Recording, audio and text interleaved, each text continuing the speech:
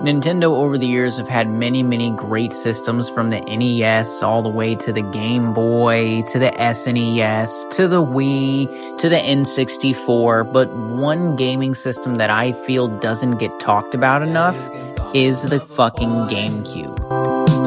They say I throw my heart around, and you can be my lover, girl.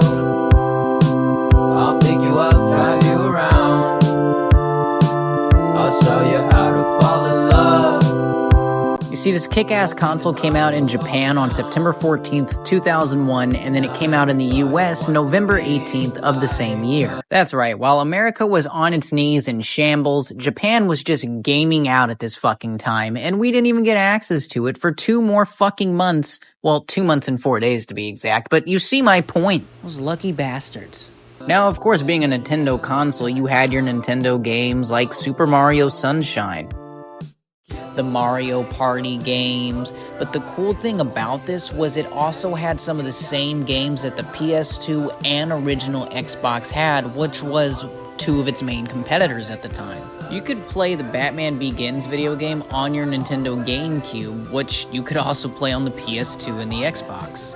The classic SpongeBob Battle for Bikini Bottom, the SpongeBob SquarePants movie, Ayo, Need for Speed Hot Pursuit 2, Need for Speed Underground, hell, even Need for Speed Carbon. They even had a bunch of fucking Spider-Man games because this was before Spider-Man was a console exclusive. That's right, you heard me, Spider-Man did not used to be a console exclusive. You had Web of Shadows, Shattered Dimensions, The Amazing Spider-Man 1, and even The Amazing Spider-Man 2 for both Xbox and PlayStation, among many other titles, but that's for a different video.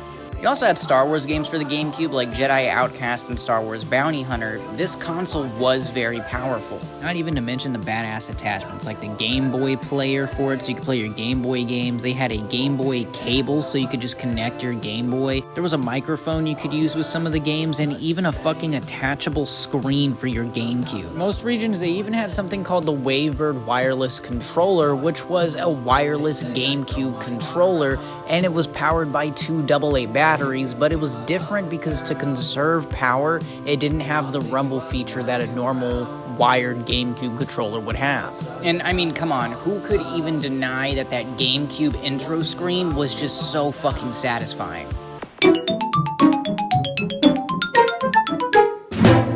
GameCube would see many cool games such as Animal Crossing. They even had the Ant Bully for GameCube, Blood Rain for the Nintendo GameCube, and even an adult game called BMX Triple X. Little gaming console was absolutely fucking prime back then, and I feel like it didn't get enough love, and it's not talked about anymore. But I hope you like this quick little video on the history of the GameCube. Please make sure you like and subscribe for more 2000s content with your favorite unmedicated menace, 2000s Grandpa.